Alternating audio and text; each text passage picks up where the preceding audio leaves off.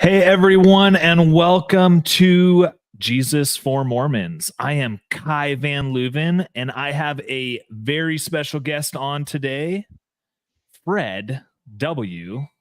Anson. Everyone, welcome Fred to this live stream podcast. Here we go.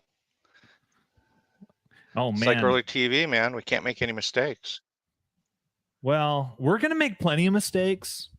I will guarantee you I am going to say a lot of dumb things. I will guarantee that on this podcast. And you're assuming I won't? Come on. No, I'm not making that assumption at all. So, Fred, I'm going to tell you, I was very interested in interviewing you because I had a coffee with a gal, and she was ex-Mormon, kind of from the same geographical area that I was from, and we were sitting down together, and it was like this beam of hope for me. I met a fellow ex-Mormon who had gone Christian, and she said to me, she said, you know, there is a lot of online Facebook community groups for people who have transitioned out of Mormonism to Christianity.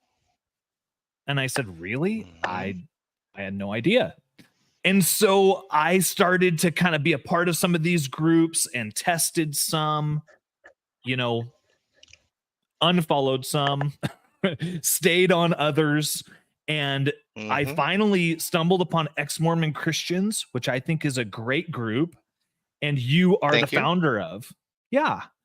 And so what I wanted to do today is I wanted to have Fred tell a little bit of his story, tell where he comes into this weird Mormon world, and what is kind of going on with that. And so I will give you No, you said weird. I didn't say weird. You did. Well, the post-Mormon world is it's okay. Let's stop. Let's have a discussion on this. The post-Mormon Christian world is the Wild West. I mean, it just is. And I'm just going to be as honest as we can be about this. It is the Wild West of people,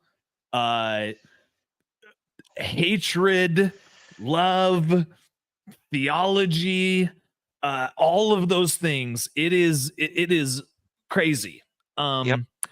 And so when I found Ex Mormon Christians, yeah, when I found Ex Mormon Christians on Facebook, I thought, oh, this is like kind of middle of the road. People are having real discussions, asking real questions, and I think that's what really brought me into it. Was a substance. Yeah. Okay. Yeah, it was a substance, and people being authentic and doing that. Right. So, Fred, what is your story? What is your link to Mormonism? How did you come into this? Just tell me a little bit about your background and story. Sure. Well, thank you for asking. It's a common question. I always warn everybody, and I'll warn you in advance. I hope I just don't disappoint you, because I don't. Maybe it's because I've lived it, but I don't think it's a very interesting story. I think it's kind of boring. But with that caveat, here we go. You ready? Oh, and if I looking down, it's because I'm old and I wrote down some notes because I forget things. That's all right. Okay. Anyhow, well, the Mormons were in my life before I was born.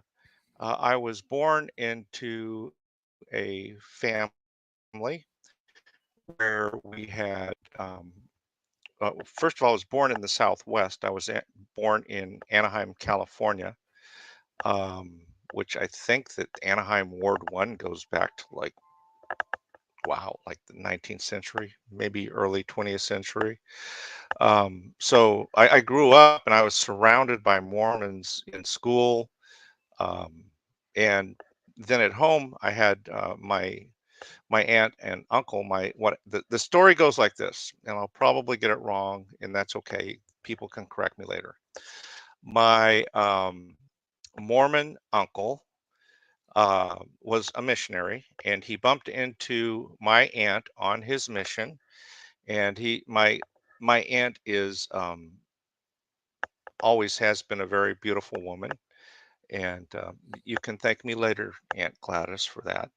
But so he was attracted to my Aunt Gladys, and long story short, he started courting her, and this was back. I think this was back in the 50s, maybe the late 40s. I don't know. But anyhow, they met and they fell in love, and as is so often the case, she converted to Mormonism, and as so often the case, the converts, as you know, are typically the most zealous. And she was definitely very, very zealous. She was about as Molly Mormon as they get. So anyhow, that's them. And then the 1970, 69, 70 rolls around, and my brother Whitey, who had a lot of questions that were not getting answered in the church that we grew up in. I grew up, just so everybody knows, I grew up Nazarene, which everybody goes, you, a Nazarene, really? It's like, yeah, I grew up Nazarene. In fact, if anybody knows the gospel singer Crystal Lewis, I grew up, her father was my pastor. And the only thing I knew, the only thing I knew about Crystal Lewis growing up was she was just this snotty little spoiled kid. And she grew up to be a phenomenal singer. And she's no longer snotty nosed, and she's no longer spoiled. She's delightful. You can thank me later, also, Crystal. So anyhow, my brother Whitey, he had a lot of questions, and I don't think it comes as a surprise to anybody that Mormonism is very good at providing answers. If they don't have a good answer, they'll make one up via continuing revelation. They've been doing that since Joseph Smith, and so they, my brother liked him. I liked him. I think uh, I think I've been pretty open about the fact that when I was growing up, I was actually very jealous of my Mormon cousins, who are just the greatest people in the world. And because the Nazarene Church was very boring, and Mormon Church, like one time we visited my Aunt Gladys, and they had, I don't know what, you're gonna have to help me out here, Kai, but they had like this. There was a thing in the fellowship hall where they had like a trampoline set up, and they had all these carnival games set up. My aunt, who was she was a Mary Kay salesperson, she was doing face painting, so I got Oh, my that's face cool. painted. Yeah, Yeah, and I'm like they were into Boy Scouts, and they had all this sure. activity in their life. And our version of Christianity in the Nazarene Church was every time the door was open at the church, we were there. It's Oh, like, wow. So, okay, so you you this is were pretty. involved there in the Nazarene Church, and in kind of our show notes today, Uh-huh. you talked about being a Not part willingly. of. Oh, we're losing you here, Fred. Are you I still said I there? wasn't willingly a part of the. Oh, is my audio? You got me? Yeah, it's Oh, it's you it's got going in me. and Oh, out. you. Okay. So we're gonna have to see on that. But Hold on. you talked Let me about try. being a part of the shepherding movement while you were part of the Nazarene Oh, yeah. Church. Can you talk about what that No, no, looked no, no, like? no, no. What's Let's that? backtrack. Okay. Backtrack. I Okay. didn't like the Nazarene Church. Okay, you got me? Okay. Audio Yep. good? Yeah. Live television, kids. Live television. Okay. I never liked the Nazarene Church, and it didn't take me very long. In fact, I was a teenager when I became an atheist. So my parents were trying to mold me into the Nazarene mold, and I was going to have none of it. My brother was an atheist. All of his friends were atheists. It was cool to be atheists, and so that's where I went. Well, 1976, um, uh, through a very long story, which I won't go into now, maybe for another day, I became a Christian. So I became a Christian in the middle of the Jesus movement, and got involved with Calvary Chapel, Sunshine Christian Center in Orange, California. We had a little house church in Anaheim, California. But the one thing I wasn't going to do was go back to the Nazarene Church. There was just no question about that. Let me clarify that for any of my Nazarene friends from my old church that listen to this. The church is perfectly fine. It just wasn't for me. And the people to this day are some of the finest people on the planet. I love them to death. In fact, today, as we're recording this, it was the 100-year, get this, the 100-year anniversary of the Nazarene Church that I grew up in, which is First Church of the Nazarene, Anaheim, California.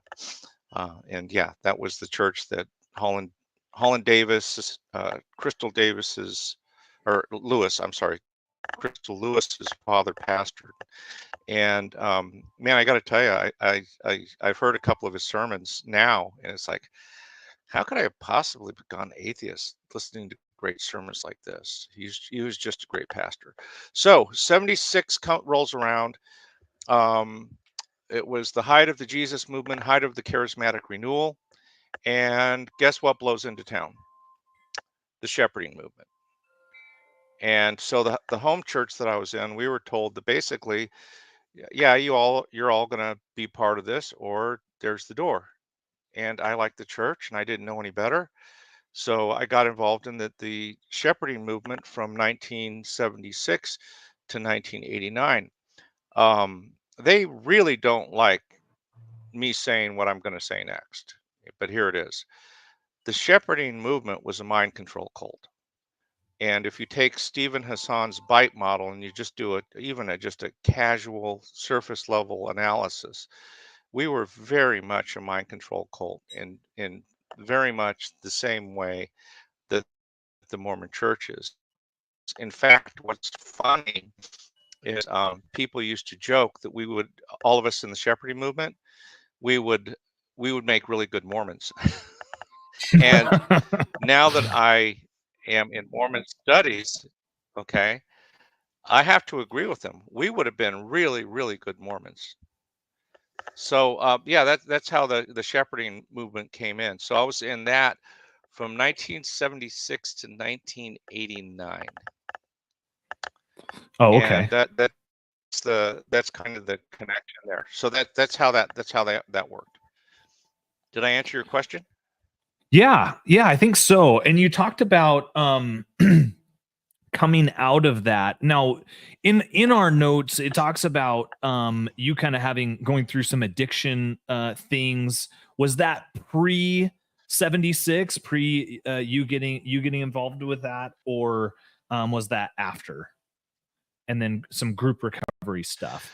Well, yeah. Well, when I went atheist, part of the big thing in the Nazarene Church is there's two things that they're very anti. One of them is tongues, speaking in tongues.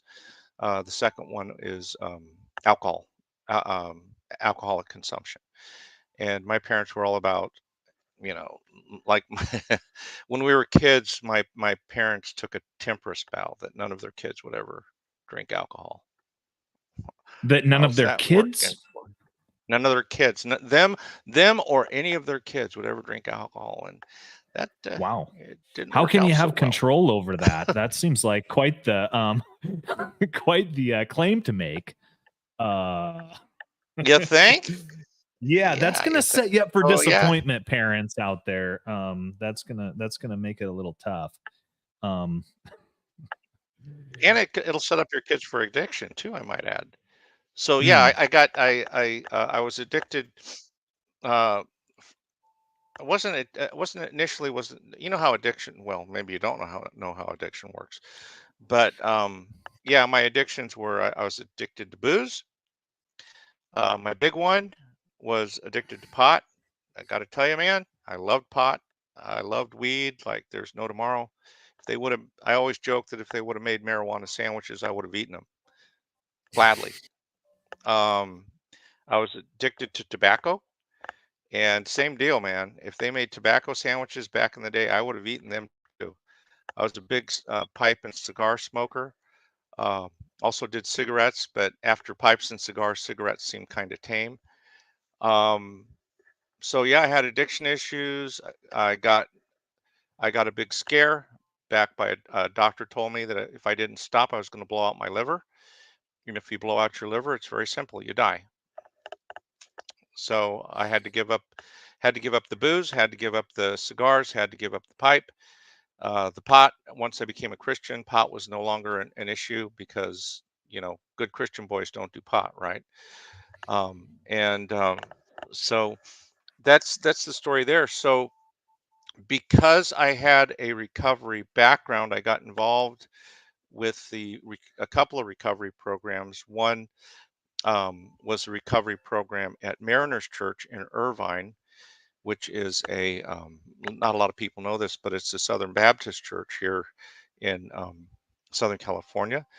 And I got some superb, I mean, top notch training in how to do recovery groups, how to be a recovery group leader. Then I took that and I went over to, after when I was going through my divorce. Yes, I do have a divorce. I got involved in the divorce care program at Saddleback Community Church here in Lake Forest, and did that for a little while. So yeah, when I got involved in the group, I was someone who uh, I knew Christianity, I knew recovery, I knew how to run a recovery group, knew how to be a good recovery group leader. And the last piece of the puzzle was I'm in tech. I've been in IT since 1984. Joined the industry right after the Macintosh came into play, um, and I've been doing that ever since. So I'm also a geek and I know technology. So in terms of doing Facebook groups and being a Facebook administrator, uh, maybe I'm self-deluded, but I think I've got the tools to do it. So I think I answered your question. Yeah. So you found yourself with some familiarity with Mormonism, Mhm. familiarity with cults, recovery, all of these things, All and the it all stuff. kind of finds itself into the Ex Mormon world where you are trying to create these Facebook groups. Well, So not what was initially. your Mhm. well, yeah, what was your introduction? What was the introduction to Facebook, the Facebook world, social media, and the Ex Mormon space? Well, you gotta rewind the tape way back. Uh, Kai, you look a little younger than I am, but you've got to rewind the tape back to probably before you were born. I mean, I got involved in Mormon studies back in 1978 when one Mm. of my friends plunked this big red book, put this big red book in my hands called Mormonism, Shadow and Reality, because I was like, my attitude was like, well, what's the big deal? Because remember, this is you're talking to a guy who loved the Mormon Church, who was practically begging his parents, let's leave the Nazarene Church and become Mormons, because I was seeing all the good stuff with my nieces, my not nieces and nephews, my cousins, and my aunt and uncle, and my brother, and you know, so I was like, well, what's the big deal? I mean, kind of they're kind of like Christians, just like us, and blah blah blah blah blah. And my friend said, huh, huh. Remember, I've only been a Christian for 2 years at this point, 76 to 78. He says, huh, maybe you should read this book. Punk. The big red book lands in my lap.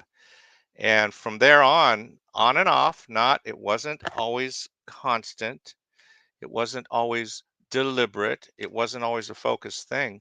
But from that point on, I was in Mormon studies. Um, I was alive during the whole Mark Hoffman stuff when all that stuff was going down. That was a very Oh yeah, interesting period. salamander letter. Yeah. That's it. You got it. Um, I was there when I was in it before the God Makers by Ed Decker dropped. and we won't digress into that, but I have some strong opinions about that piece of dreck, and anybody who speaks Yiddish will just know very quickly what I think about the God makers. And yeah, so what happened was I was out of it until I got this really weird email from my Mormon brother, and went something like this. This was during the first Romney run, okay, and it went something like Oh, this. okay.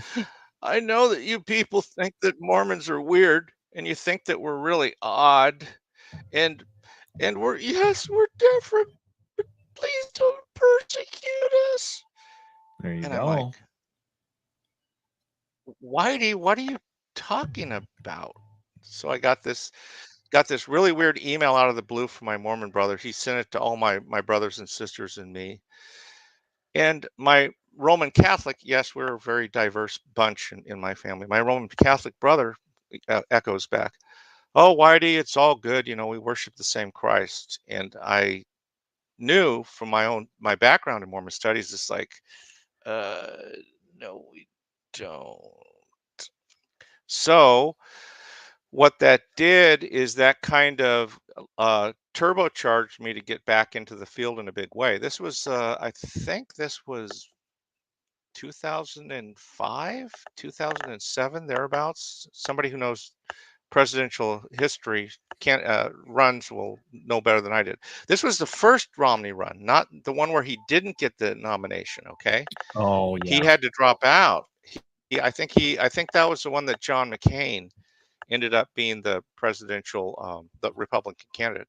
So anyhow, I got back into it in a big way, and the groups that I liked and I gravitated towards the most were the ex-Mormon groups, like uh, S- Stephen Ricks. I think that's the guy's name. Jeff Ricks. That's his name. He had a group called uh, what was it called? Oh, Post Mormon. And this is pre-Facebook, my friend. Oh, there you go. Pre-Facebook. Okay. This is back in the days of CompuServe and the days of text-based web uh, bulletin boards. And that's what we called them. We called them bulletin boards. So I got involved in the post Mormon group, and I just loved it to bits. Dude, I got to tell you, I just love ex Mormons. There's just no nice way to say it. I love ex Mormons to bit. I like their sense of humor. I like their honesty. I like how smart they are. I like how well versed they are in Mormon history. I mean, I look at ex Mormons and it's like, well, what's not to like? Well, that's what I thought back then. They were Okay. I've had a few bad experiences since, just like I think you have, and anybody who moves for too long in the ex-Mormon circles does. Oh, let me mention this. Before I found his group, the post-Mormon group, I stumbled into Recovery for Ex-Mormons. Have you ever heard of this one? No, I haven't. Okay, at the time, this was the biggest bulletin board group for ex-Mormons. And so I wandered in there and I'm like, Mr. Johnny right off the apple truck. "Hey guys, my name is Fred Anson, and I'm an evangelical Christian who is really interested in Mormon things and blah blah blah blah blah." And here it comes. You ready? "Oh, evangelical Christian, huh? Wow. Oh, trying to get Mormons out of their cult. Why don't you get out of your own cult first, buddy?" And Sure. so another one of those guys who believes in the great flying spaghetti monster in the sky, one of those guys, and nice little pleasantries like that, Kai. And then I went over to the post Mormon group, and they were very amiable. So that was my foray into this, and then Facebook came along and crash boom bang. Yeah, and I think You're that's looking like you want to ask a question. No, I Yeah. think that's good. You kind of set it up. I remember. So what's funny is you say I'm real young. I'm not really that young. I actually was a part of a message board. I understand the threads, and you put it in there. Ooh. From a wrestling perspective, there used to be a message board, which was really just a place for people to go and talk trash and have a little bit of fun and poke and prod a little bit. Um, Yep. so you you had that, and then you got unintentionally involved as an admin in a Yeah. Facebook group, from what you were saying. Yep. Kind of an absentee owner. Talk about your first time in the Facebook group, and kind of taking charge of one, and where that led you. Yeah, it's an interesting story. What happened was I entered Facebook and I thought, wow, post Mormon was so great. I bet that there's other great groups here too. So I got into this group, and the group it had a lot of really great people in it. But the admin, she would kind of, here, I'm gonna get my cable managed a little bit better here. There we go. Um, the admin would just like disappear, literally disappear for weeks and months. And in her absence, we would get people trolling the group. We would get spammers that were selling counterfeit Rolexes and sunglasses and all kinds of stuff on the group. And so I contacted her and I said, hey, listen, I'm in tech, and it looks like you could use a hand here, and maybe I could be of some assistance. And she's like, oh, yeah, that would be great. And so she made me an admin, and I knew what to do. I started acting like an admin, kicked out the spammers, kicked out the trolls, started started posting content, because anybody who knows anything about the internet knows that in order for a group to be alive, it has to be fed content. And there's two ways to do that. Either your members do it or the admins do it. But somebody's got to keep feeding that group content or it will die. So I started doing all the admin stuff, and all of a sudden, the absentee admin shows back up. And she's like, oh, well, this is different. I guess this isn't really my group anymore. And I said, no, it's still your group. You made me an admin and I just acted like an admin. Oh, okay. Well, I think things are going to be a little different around here. And she started kind of unraveling the group again. And I'm sitting there watching this, and all of a sudden, my private message inbox pings, and I have this message from Russ East. And for those of you who don't know Russ East, consider yourself poor. He's one of the most wonderful people on this planet. He's the I think he founded, if not, he runs a radio station in Utah called, it's a KUTR. He calls it Utah Truth Radio. And Russ East, who's probably one of the least technical people I've ever met in my life, he pings me and he goes, hey, Fred, what's going on in this group?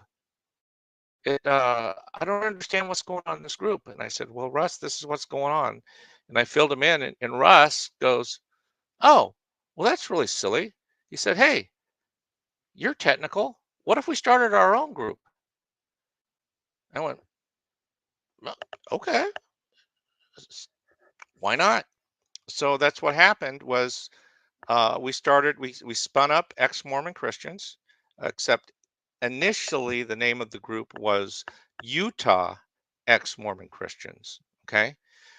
And because Russ being in Utah, his whole focus is Utah, Utah, Utah, Utah. Hmm. And so we spun up the group, um, and that was 2015. Yeah, 2015. and I brought on some admins. I absolutely understand that I'm not perfect. I Please try to act shocked when I say that, Kai. The man laughs. The man laughs, as he should, as he should. Hey, we've had enough off-camera discussions for me to know that. Come on. Oh, well, there you go. So anyhow, I brought on I absolutely insisted on bringing admins in. I made Russ an admin, even though um he just doesn't have the chops for it. And one of the things I insist on is I insist on having an odd number of admins so that we always have quorum. So that if we have to make a decision and that we vote on, that majority rules, and that's the way that it is. That's the way that it always has been in my groups, and that's the way that it always be. And if I don't get my way, I don't get my way. I founded the group. Big deal. The admins run, they admin this group, and the members, they provide the content as much as possible. We try to stay out of the way of what's going on in the group.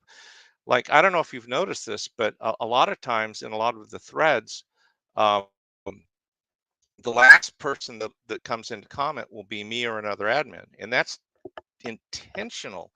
We deliberately try to stay out of the discussion threads as long as we can, so that the group can be the group, which is where we really feel that the healing and the really good stuff comes from. Um, I will still provide content such as the questions that I post every other day, or book recommendations or things like that. But we, as much as possible, we want the content in the group to be group generated rather than admin generated. So hold on, let me look at my notes, since, like I said, I'm old. I have a tendency to wander. Well, I'll give you a second here. I think that Ex Mormon Christians, I didn't even know that you were the admin until I had been there long enough. But people post really good questions. They talk about things that are really important to them, dealing with family, dealing with, what does faith look like? What does our relationship with God look like? A lot of it is social. There's some funny things that are dropped on there where people like to have fun. So it's a community of people. And I'll tell you, I'm a big fan of the local church, and I'm unapologetically pro local church. But when you're in a local church, you find yourself the only ex-Mormon, and everyone else has kind of this other different walk. And those walks they're just different than what you are. And so that was kind of the great thing about having this community, outside of your normal, Sunday worship, is that these people really understand what it's like to have gone on a mission or come back, or be part member family, or whatever that is in your Mormon walk. So there you go. I gave you a good plug for Ex-Mormon Christians there. Well, yeah, and you make a great point. And you and I have talked about this on the side, but I think it was 2017. We'd been into the group for about 2 years, and trust me, man, we made a ton of mistakes. Oh my gosh, some of the mistakes we made are just, to be honest, they're embarrassing to me now. So we learned. We learned by making mistakes. We learned the same way that everybody learns. And if everybody, they look at our rules and they're like 21 pages long, and they're like, wow, how did you get 21 pages worth of rules for this group? And it's like, well, it's kind of like this. If people had common sense and good judgment, you wouldn't need rules at all. But the truth of the matter is, people don't, and people need guidelines. And so, you make mistakes. You see the dumb things people do in a group. The things we've had so much drama in the group, it's not even funny. In fact, if you want to bring up Smokey the Bear, let's flash that on the screen real quick. Yeah, there we go. Come on, Smokey. Well, we got Smokey here. And, we got Smokey saying, "Remember, only you Smokey. can prevent." Facebook drama. So Facebook drama. Yeah. Yeah. So in my opinion, if people would just follow the rules, uh, we wouldn't have the Facebook drama. We wouldn't have people going off and doing the "How dare you? How dare you? How dare you? I'm leaving this group and I'm flouncing out of here in an ugly, nasty way. You people are horrible. And as for you, Mr. Anson, you are far worse than the worst Mormon bishop I ever had." To which, it's going to sound cold, but it's kind of like, okay, well, if that's the way you're going to be, bye bye, bye bye, bye bye, bye bye. See you later. Plenty of Facebook groups out there. I hope you find a good one. So, anyhow, that's kind of the story of the group. You know, I'll tell you, if you ever want to, since we're on this topic, look at what you've done, Ty. You've taken us down this road. But if you ever want to make enemies, all you have to do is become a Facebook admin. That's it. yeah. Hey, I'm all about love. I'm all about peace. All about love, yeah. Love and peace. You and me too, brother. You and me too. I'm all about love, and I'm all about peace. So this group has been going on. The Ex Mormon Christians has been going on from 2015 to now, and there's about 1,700 and change members 1,700. of this Yeah. Facebook group. So tell me about what is the plan? What is the plan for Ex Mormon Christians going on? Like, what is your ultimate view of Ex Mormon Christians, and for you in your involvement? Oh, okay. Well, first I'm going to back up the truck a little bit, if you don't mind. Yeah, sure. One thing that I think it's important for ex-Mormons to know is around 2017, we kicked all of the Never Mormons out of the group. And, of course, the obvious question is, oh, yeah? Well, what about you? You're a Never Mormon. Never Mormon. Like, yeah, but here's the deal. Never Mormon? How dare you? How dare you? Well, here's the thing. In my opinion, I think that anybody who has experience in a mind control cult can bring over that experience into the Mormon experience, especially if you've got a weird nut job like me who's also had Mormons in his life the whole time and understands not only Mormon theology but Mormon culture. So yeah, I want to thank you all. I want to thank all 1,700 of you for letting me stay and letting me continue to be an admin in the group. But I disagree with the attitude that only ex-Mormons can help other ex-Mormons. I want you to think about that. I want everybody who's listening, who's an ex-Mormon, to think about this. Doesn't that sound very familiar? Doesn't it sound just a little elitist? Kind of like maybe like there's only one only true and living cult? Well, okay, you're Talk to I me. think I can understand people's perspective, though. Yeah. Sure. I understand it too. I would be leery too. I think that when you're in something, you've always seen people, when you're in the Mormon church, you've always seen the critics on the outside, and they've always been very vocal, right, and very critical of what you've done. And so yes, you build up yes, a hedge around your feelings, around your beliefs, and you say, I'm not going to let those people who have been whatever standing outside of General Conference, I'm not going to let guys. I'm not going to let that guy come in and save me however he wants to do that. I'm just not going to allow that to happen. And so I can understand the perspective that you're maybe a little leery of ex-Mormons. I think that's me personally, I that's how I felt initially. That's fair, isn't it? Sure. So yeah, I totally get that. And just for the record, I have never been outside during general conference. Never been to general conference. I've only been to Temple Square one time. By the way, I really liked it. I know. Go ahead, make fun of me, but I really liked it. Okay, now you're really gonna make fun of me. I love the Mormon Tabernacle Choir. Those guys rock. I'm a musician and I love Motab. Anyhow, or whatever they're called these days. Yeah, Well, that's a I fair listened to the perspective. BYU game yesterday, so it's oh Uh-oh. no. Yeah, that's the I think gateway. That's the gateway. everybody just turned off the podcast. You know that, right? Yeah. Yeah, they're done. They're like Kai's gone off the deep end here. He's Yeah, the about to guy on go the left's back. a BYU fan, and the guy on the right is left the Mormon Tabernacle Choir. So these people are clearly nuts. Yeah. And They're what are probably they right doing about on that, this actually. thing?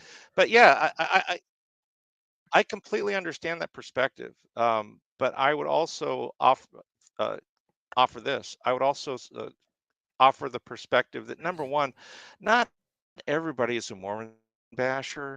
I mean, not only am I not a Mormon basher, but I'm the guy who kicks Mormon bashers out of his group, which was another reason why we kicked them out of this group. One of the big reason was I think that after we had all, for the 1000th time or so it seemed, heard this, hey, my brother, sister, slash uncle, brother, dog, cat, they're thinking about joining the Mormon Church, and or they've joined the Mormon Church, and could you give me the magic silver bullet to get them back out? And it's like, no, we can't. There is no silver bullet. And number two, why are you in this group asking those questions? That's not what this group is for. We've got a bunch of people here that are going through some stuff, some pretty Oh heavy yeah. stuff in a lot of cases, and you're asking stupid questions like that. You can get that answer just about anywhere. So what we did is like I said, I I am not a dictator. I don't want to be a dictator. I never will be a dictator. So we put it up to a vote, and the group overwhelmingly voted to kick all the Never Mormons. Well, what we did is we didn't kick them out. Is we said we're not letting any more in. So everybody Hmm. goes. I always like this one too. Oh, I thought that there were only ex-Mormons in this group. There's some Never Mormons too. Yeah, there are. That just means that they were in the group before 2017, or there's somebody who has. The other exception that we'll make is if there's somebody like the people in Truth and Love Ministries, or people that are with Ross Anderson's mentoring program. If they're Never Mormons and they have a proven track record of working with ex-Mormons and helping them make the transition into mainstream Christianity, yeah, we'll let them into the group. But to be honest with you, I can't remember the last time we did that. So anyhow, that is my explanation of Never Mormons, and I'm going to challenge ex-Mormons again. I really think that Never Mormons do have something good to offer ex-Mormons, and that is, if it's done in love, with empathy, with sensitivity, with Hmm. and with skill. I think that Never Mormons have some things that that ex-Mormons don't bring to the table. So I think that it's not either or. I think it's all of the above. But yeah, I'm sorry. The LDS Church is not the Lord's only true cult. It never was, and it never will be. There's a lot of cults out there, and the more that you study, you get into cult studies, which is something that I got into because of being in Mormon studies. I've gotten very well versed all the material from Stephen Hassan and some other people. Um, yeah, there's a lot of stuff that Never Mormons can bring to the table. Okay, end of lecture. You wanted to know about the future of the group. Candidly, Kai, that's Yeah. not up to me. It's not up to me. That's up to the group. Um, Let me tell you how I view. This is what I consider um, our. Everybody wants to know what's what's your purpose in life? Why are we here? Where did we come from? Where are we going? Well, here's the deal. Here's the plan. Okay, ready? Yeah. Number one, you're born. Number two, you serve the Lord. Number three, you die. Number four, you're forgotten. That's it. So, what I'm trying to do is I'm working the plan. I'm trying to serve the Lord to the best of my ability, which means that I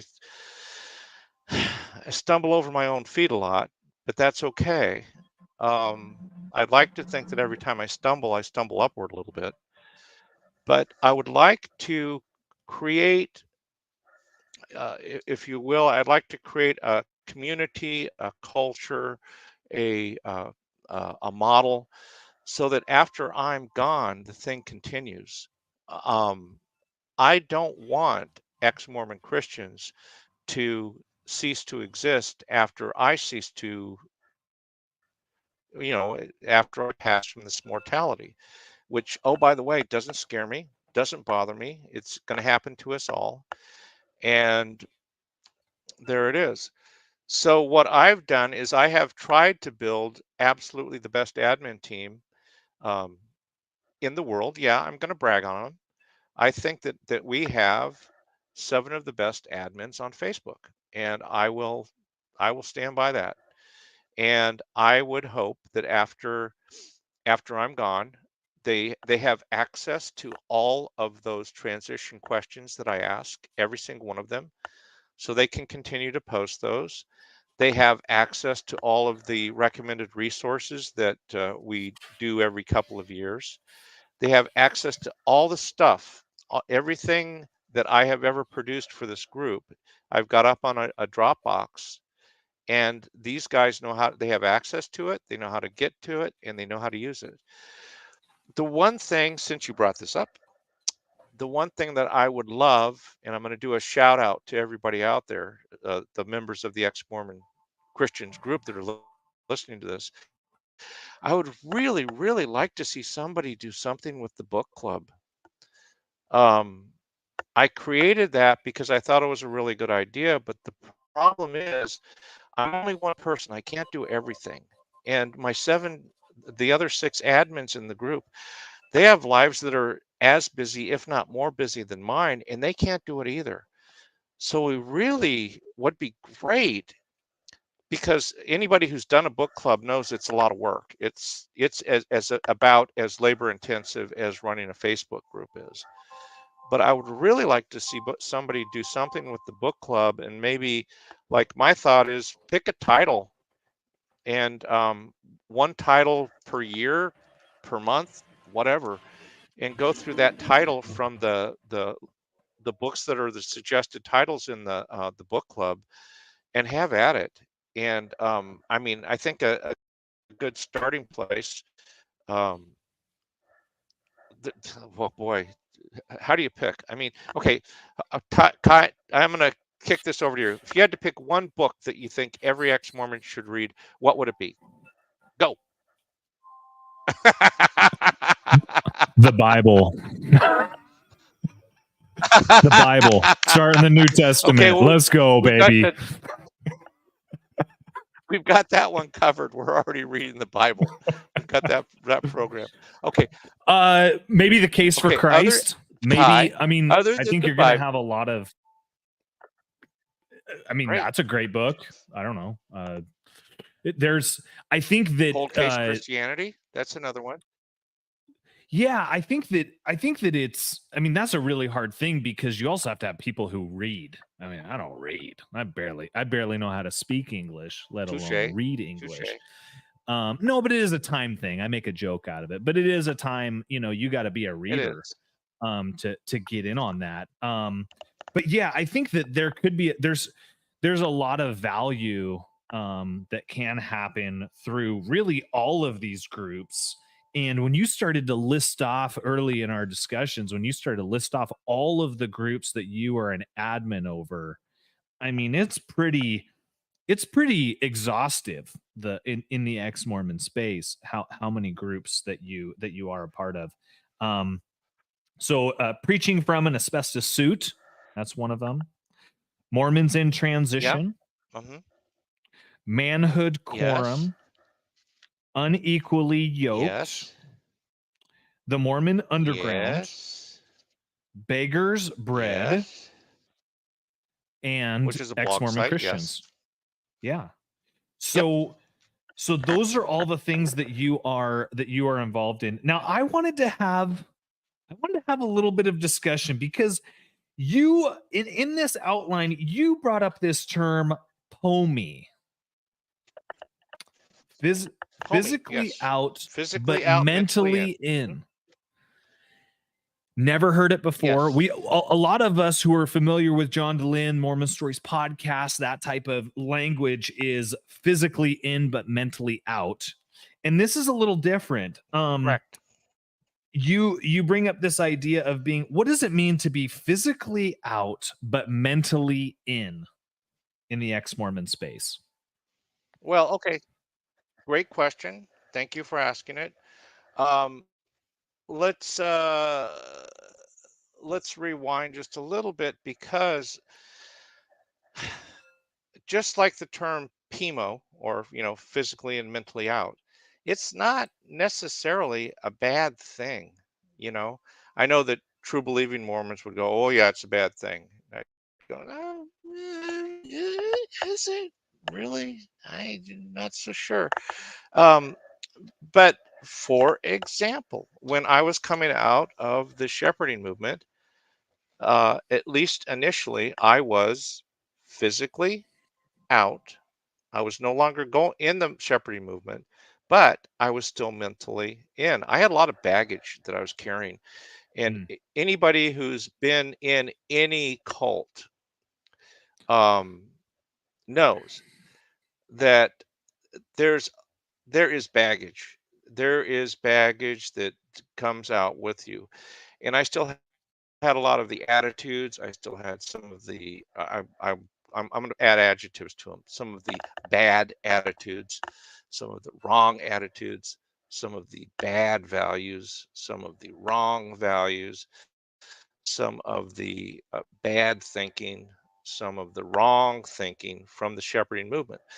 So really all it is it's just an attempt to talk about something that's very normal and very natural, but it's one thing that I've noticed, and uh, I'll talk about myself the most in this uh, area, is once you come out of the group, you want to go, okay, all right, that was good. It's over now. Okay, I'm out of the group.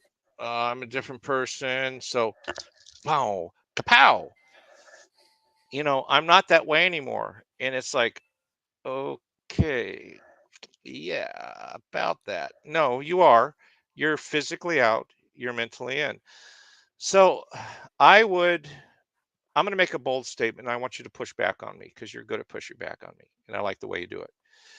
I would go so far as to say that every ex Mormon is POMI to some degree. yeah, I wish I could push back more, but I actually call it the summer cottage in Zion, right? There was this famous there was a famous talk back in the day that says that that you live in Zion but you have a summer cottage in Babylon. I've also thought of it as Okay. being the meat in Egypt, right? If you think about the children of Uh huh. Israel when they left, they Sure. still said, and they're eating quail, and they said, or before they got quail, they said, oh, well, at least in Leeks Egypt and we had onions. meat and we had, this, where we weren't just eating manna. And I think there is this, if you are in the Mormon church for any amount of time, there were things that you liked, things that you loved, and that you held on to, for me, 30 some odd years. And I'm not going to push back and Yeah. say, oh, it was That's a all long time, evil and dude. terrible and whatever. um I Thank but you. but at the same time, the people who do But leave notice these very, very wrong things. And that's why Right. that's the catalyst. Now, whatever you do with that catalyst, I mean, they noticed that the church was not being honest. I don't even know if the church denies that anymore, that they have not been honest about No. their history. Nope. You can Well, I look think at the they do, gospel but topics they do, but they essays. don't. Yeah. Yeah, I mean, give Brother Joseph Mhm. a break. You can look at the gospel topics essays, which were Yeah. anti-Mormon when I was growing up as a kid, are now very mainstream. And I do think that there is that idea that what are you still holding on to, and Mhm. is that in a way torturing you? Yeah. Yeah. Yeah. Yeah. Yeah. Is it making you miserable? Yeah. Right? Yes. Thank you. It's like a splinter, right? It's like a Yeah. splinter. It's like, man, I really like BYU football. Should I? Is that wrong for me to say that? I think Kalani Sitake is a pretty good coach. I mean, No. right? And that's really where you have to Right. say, okay, what is it that I'm actually mad at? And I think when you start to kind of break it down to what you're actually like, Bingo. I personally, I know a Bingo. lot of extremely angry. I mean, we're talking angry. I called them up on the phone. I said, "Hey, I got baptized and saved in a mainstream Christian church."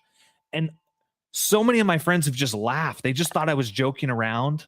They thought it was ridiculous. Uh-huh. They thought, I mean, they just went on and on about how absurd that is, right? But then at the Right. same How vein, dare you you? ask How them, dare you? yeah, exactly. You ask them, you say, "Hey, dude, but did you have any positive experiences?" I mean, once the guard comes down, and they'll say, "Yeah, I actually kind of like the whole Jesus Right. story. Right. I kind of like the way that Jesus treated people. Yeah. Yeah. Okay. And Okay. they I got to still talk. I have got these to talk. little I got to things they talk. hold on to." So, anyways, Yeah. Okay. My turn. My turn. My turn. okay. You nailed it, dude. I mean, you would listening to me talk, you might get the impression, everything in the shepherding movement was wrong, wrong, wrong. But I got to tell you, man, there was a lot of good stuff that came out of. Hold on, my browser's freaking out here. A lot of good stuff came out of the shepherding movement. I mean, I was in '76. I was a flaky, long-haired, you know, former pot smoking hippie. And by 1989, I was a responsible adult. That didn't happen by accident. There was a lot of good stuff that happened in the shepherding movement. There was a lot more stuff that was bad, but it wasn't all bad.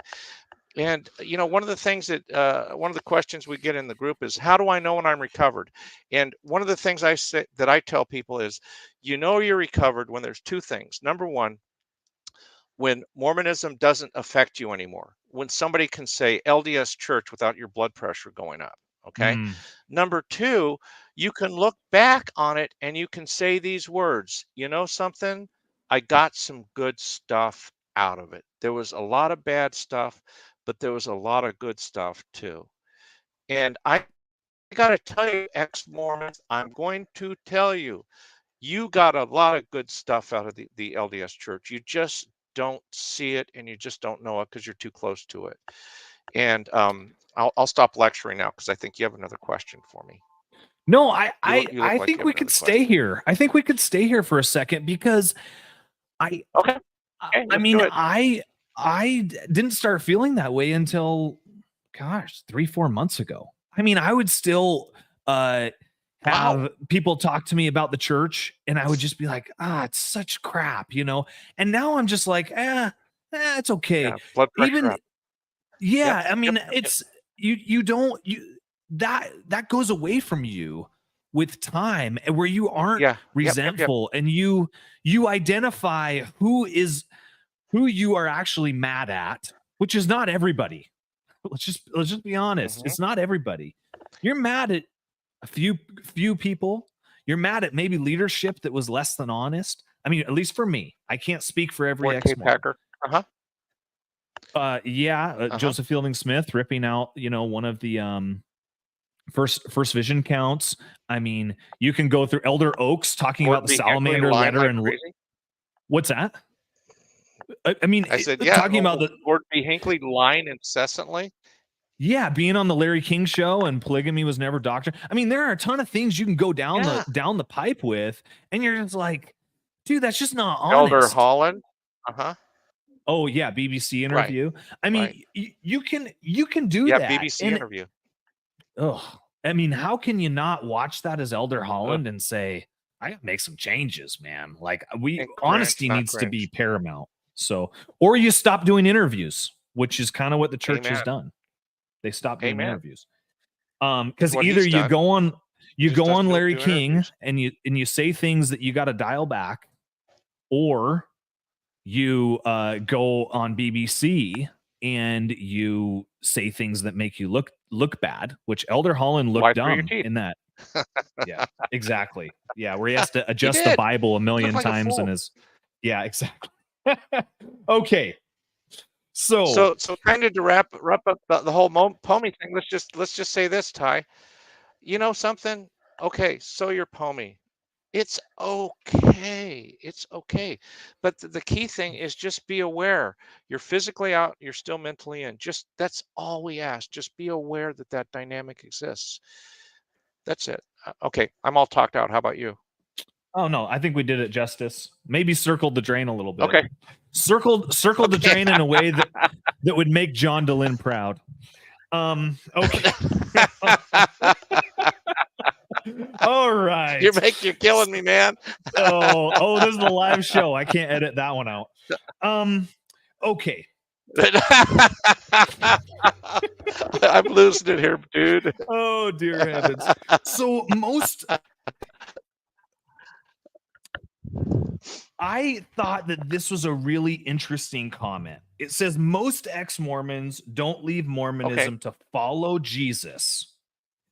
They leave Mormonism so that they can be their own prophet. And I wrestled with this. You know, the last few days as I've read through these notes, I guess I want to figure out, what do you mean by that? What do you mean when you say they leave so that they can be their own prophets? Okay, well, let's unpack that, shall we? And number one, I'm going to say this. I'm going to come to the defense of ex-Mormons. I don't blame them. I don't blame them. There's a part of me that says, yeah, I get it. Because one of the things that, for all of its talk about agency, you know, Satan's plan is to take away your agency, right? Who takes away your agency more than anybody? The LDS Church. It's insane. You know, they talk a great game, but they take away your autonomy, your self-autonomy, right? Okay, I'll go along with the story here. Yeah. Okay, well, let me put it, let's go back to rules, shall we? It's like, why I think one reason why ex-Mormons bristle so much at rules is because they're so sick of rules. It's like, you know, you're gonna wear your temple garments, and they have to be these temple garments, and they have to be worn this way, and they have to be worn in these conditions, and yada yada yada. And here's the rules. So buck up and follow them, boy. And I can understand why after you leave the LDS Church, you want your autonomy. And that's a good thing. That's a wonderful thing. It's a wonderful, wonderful thing. But, here's the deal. If you're going to claim to be an ex-Mormon Christian, Christianity has standards. There are things that are simply not negotiable. Okay? That's not just Christianity, it's any healthy group has things that are not negotiable. If you don't have those things, you don't have a group. It's just that simple. So, you know, like you'll hear this one, okay? Well, this is very, very Pomey ex-Mormon. Well, you know, I can kind of take or leave the Bible. What? You wait a second. You say that you're an ex-Mormon Christian, right? Yeah, but I can kind of take or leave the Mormon. Wait a second. Whoa, whoa, whoa, whoa. You know what that sounds like? That sounds like a Mormon talking. A Sure. Christian, a true legitimate Christian isn't going to say, I can take or leave the Bible. A true legitimate Christian is going to say, the Bible is the final authority in this life, for all matters of life and faith. They're not going to say, I can take it or leave it. If you say that, what you're basically telling me is, I'm not an ex-Mormon Christian. I'm an ex-Mormon Mormon. Does that Okay. make sense? Yeah. Yeah. And so are you saying Okay, you're just going along like, with me. well, but I'm trying to get some clarification. You're saying you're saying Sure. prophet, meaning I make my own rules, and that Right. those rules are going to Right. come Meaning, from my lens, my previous lens that I have or had or still have in my life.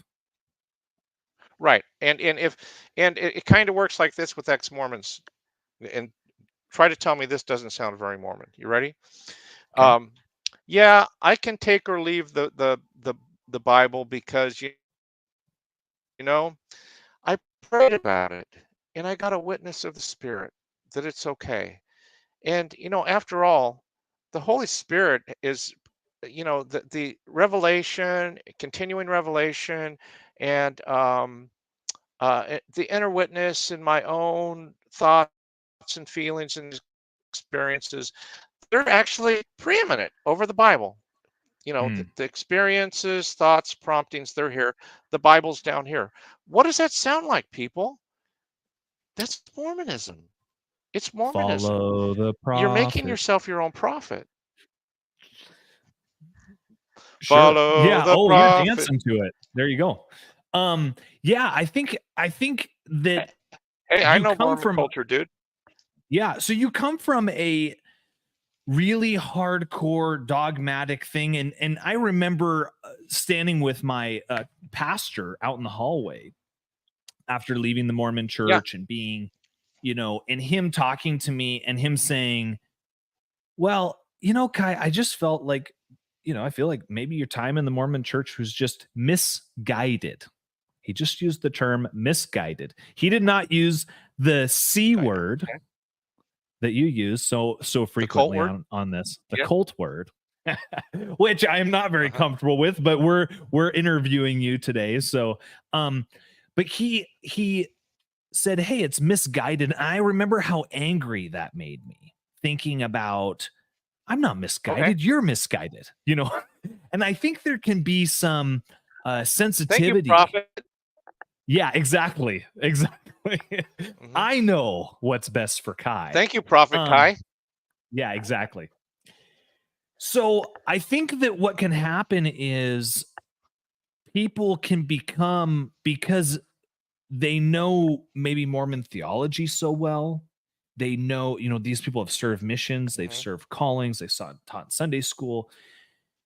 These are not things that they've listened to. These are things that they have actively taught for years. And they had Yes. one Yes. thing or many things that have just destroyed their shelf. But that doesn't mean that all of those Hmm. things just go away from their upbringing and from the way that they are wired, Exactly. conditioned, all of those Exactly. things. Exactly. And so I Yes. can see that. Yes. I could see, I mean, we look at the Michael Wilder thing, and maybe we'll touch on that lightning rod a little bit. And that fits into this Oh, do we have idea. to? Well, I'll Uh, throw it out there. uh-huh. I mean, it fits into this Go idea for it. of picking you're your own prophet. He's Right. conforming to what he wants to conform to, which is himself, right? Right. And what did he say?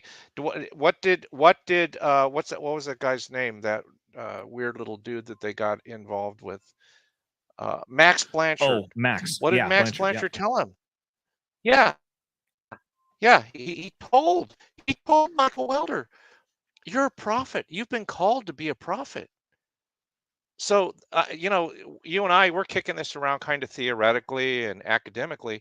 This is real stuff, people. This is real. This stuff really goes on. Um, you know, I'm sorry, the Bible's not optional. You can't say that you're an ex-Mormon Christian and say, I can take or leave the Bible. No, no, no, no, my ex-Mormon prophet friend. You can't. Well, but this is the pushback I wanna maybe throw out at you. Um, Okay, is please push back. what I dislike the idea of there being these very rigid standards for Christianity. Right. This is my own personal feeling. Okay. I'm a pretty loose person with you know how people view Jesus, um, and if they come into it and say, "Hey, I'm Christian," right? And I Hmm. believe that Right. Jesus came, died, suffered, was risen, kind of all of the supernatural events that happen to that. And I am, let's just say, Right. shaky on uh On the Bible.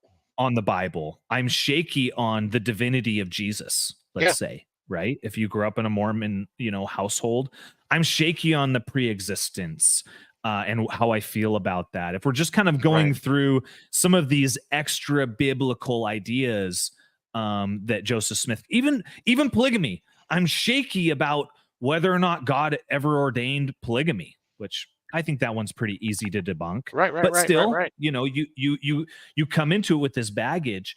um where is the space for those people who still have that in the background, things that they have taught while on their mission, things that they had taught while they were in a ward or an Yeah. elders quorum or in gospel doctrine?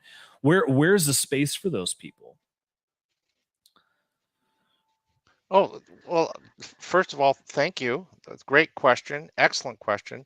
And the answer is there's all the space in the world as long as you're teachable.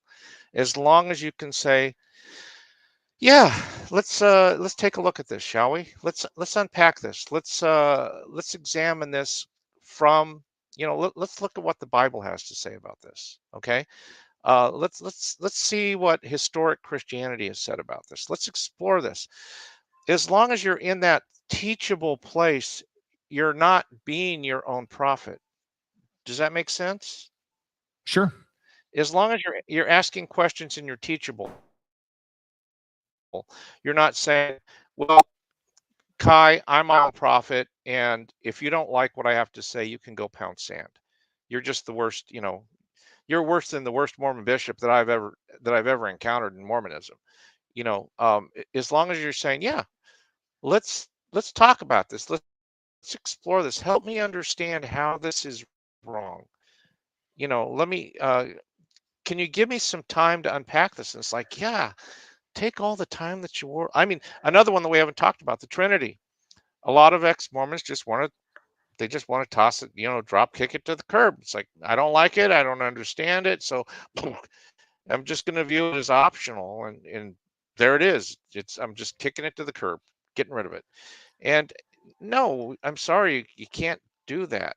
I understand it's hard. It took me, and I'm not joking, I'm not exaggerating. It literally took me years to figure out the Trinity. But once you get there, you're there and you understand it. But the thing that you can't say is, well, I don't understand it. It's incomprehensible. So therefore, I'm just going to reject it out of hand, or I'm going to believe something that's heretical. It's like, okay, well, all right, I get it. When I was working through it, I believed some heretical stuff too. But to just kind of dig your feet into the sand and just say, no, no, no, I don't like this because, I don't like being told what to do. And I don't like the fact that Christianity has standards. And I don't like the fact that there's essential doctrines that you have to believe as a Christian. And I don't like this. I want it to be like Mormonism. And there's a saying, and the saying goes like this: The spirit of Mormonism is the spirit of rebellion. Okay? Meaning That's a pretty that bold statement. one thing that Wow. Joseph Smith, it is, and a lot of people, it kind of causes a fuse to pop, because you look at these compliant, uh, very obedient, very diligent people, and yeah, uh, they don't look like they're rebellious. But you and I both know, if you sit down in private with 10 different Mormons, you're going to find 10 different theologies. Okay. In And what respect? In what you're respect would there, you say that? even, well, one that we were talking about, for example, we were talking about progression between the kingdoms. Remember that? I'm sorry, you cut out there for a second. The what? I'm Oh sorry. yeah. We were Oh yeah, talking the about 3 degrees of B.H. glory. Robert. Yeah. Yeah. Yeah, BH Roberts' opinion 3 degrees versus of glory, and how sure. versus Bruce R. McConkey's versus Spencer W. Kimball's, yada, yada, yada. Okay, look at that. I just rattled off 3 names with 3 Mormons that have different, that are all Mormon leaders that have 3 different theologies. Because in Mormonism, you can, as long as you tithe, you do your callings, and you toe the line, you're pretty much going to be left alone. Hmm. I don't know. I'm gonna have to wrestle with that You're one. looking at me quizzically. Yeah, I think Okay. that there's. Well, let me put it. Oh, go ahead. Well, let me tell you a story. Let me tell you why I can say that.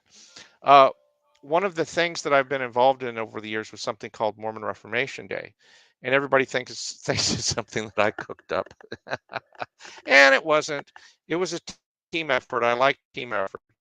And one of the guys that was on the team, he's a guy who was an atheist.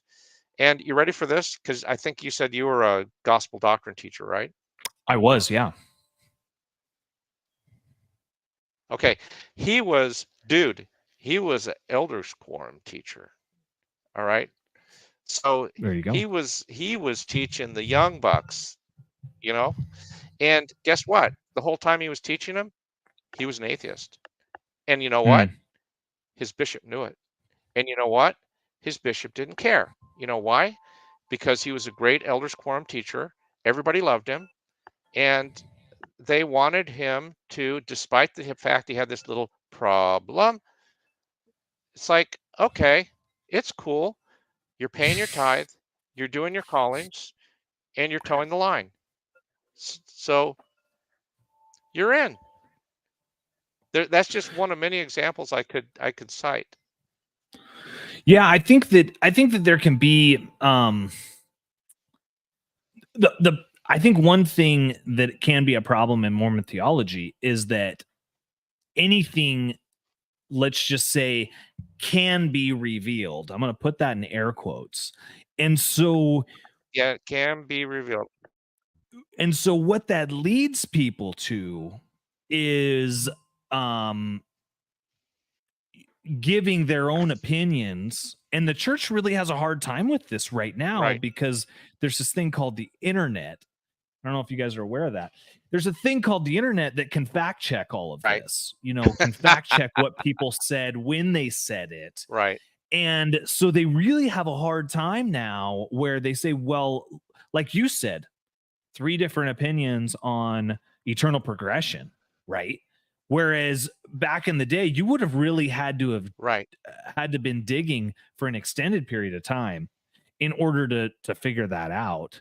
And now it's like, boom, you can pull up Uh-huh. multiple sources with links back to the church's website that make it that make it very, very easy to find out that these guys were making stuff up as they go.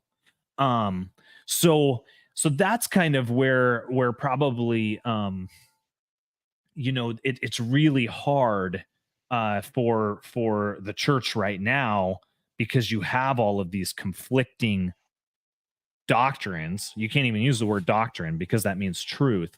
All of these Right. conflicting teachings, and they have to say, well, he was speaking as a man, he wasn't in a prophetic mantle. now they say just give them a break, whatever. I mean, they'll go through this to kind of discredit this position of who prophets are and what they do. So I guess, in that Right. case, Can all can of I us can be. Go can I ahead. can I let, let, let me read a quote to you. This has been going on since the beginning of Mormonism. By the way, I'm really enjoying this talk. This is a good topic. Okay, you ready? This is a guy by the name of Joseph Smith. Perhaps you've heard of him. Maybe Okay, if you read the and quote, I here's what he might said. know who he is. Sorry, I was messing around. Go ahead. Go ahead. You're awesome, man. No, of course you were. That's what you do. Okay. Methodists have creeds which a man must believe or be asked out of their church. I want the liberty of thinking and believing as I please. It feels so good not to be trammeled. It does not prove that a man is not a good man because he errs in doctrine. Joseph Smith, History of the Church, Volume 5, page 340. There it is. The spirit of AKA, Mormonism is the spirit of rebellion. yeah, and gunslinging, AKA. making it up as you go. I mean, really, Right. So yeah, I think that, I wanted to really get into these questions, have a discussion. This is something that I think is fun. It's a little longer form than, I Yeah. generally do. Um, I guess I am doing this in a basement, similar to another long form Ex Mormon podcast. But I think I really Wait a do second. Hold appreciate. on. Oh, you mean this guy? Oh, that's one of them. A little RFM action. RFM. There we go. One more time. Ta-da.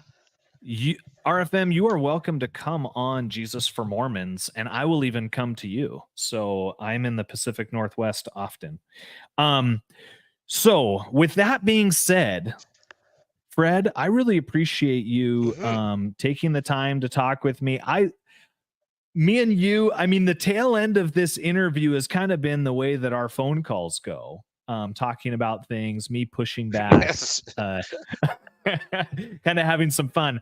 And so I really do I was going to appreciate say, you.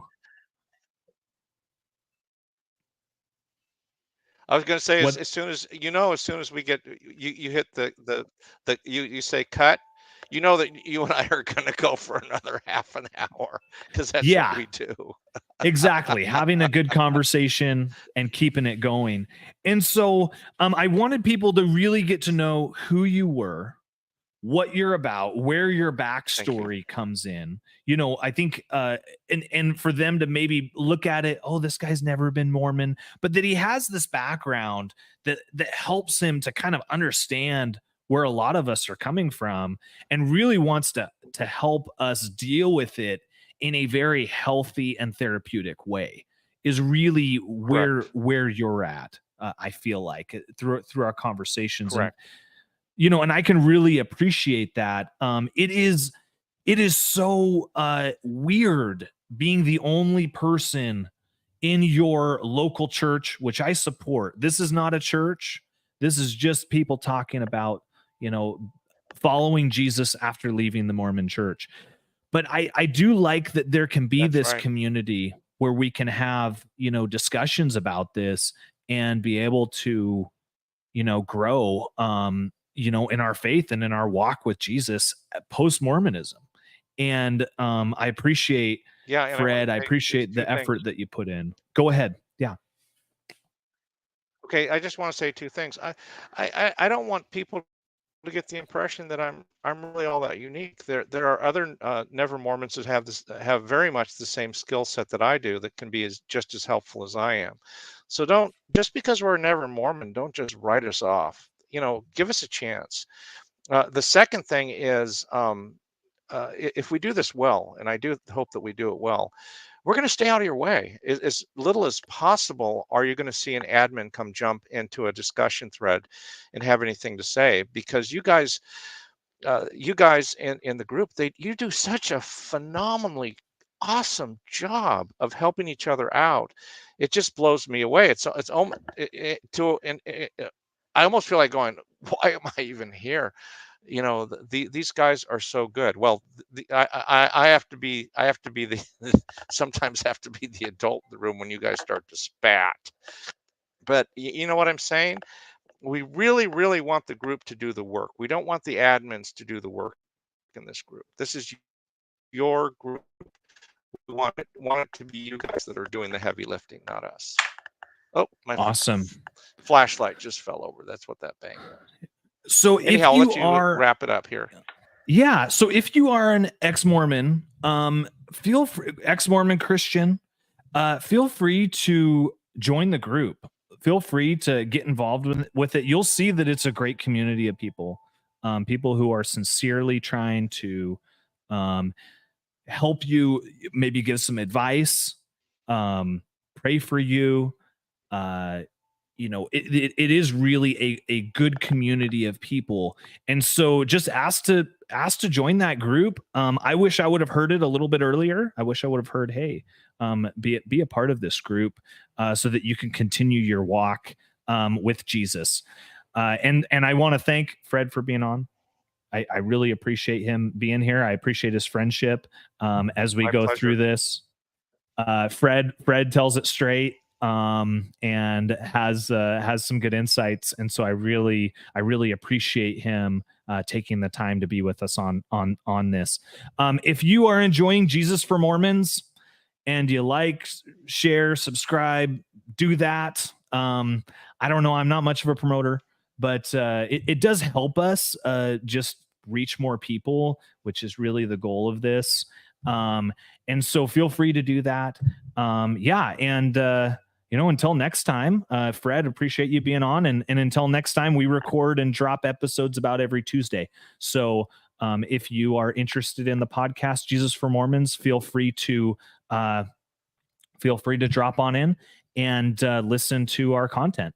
So yeah, until next time. Bye-bye, everybody.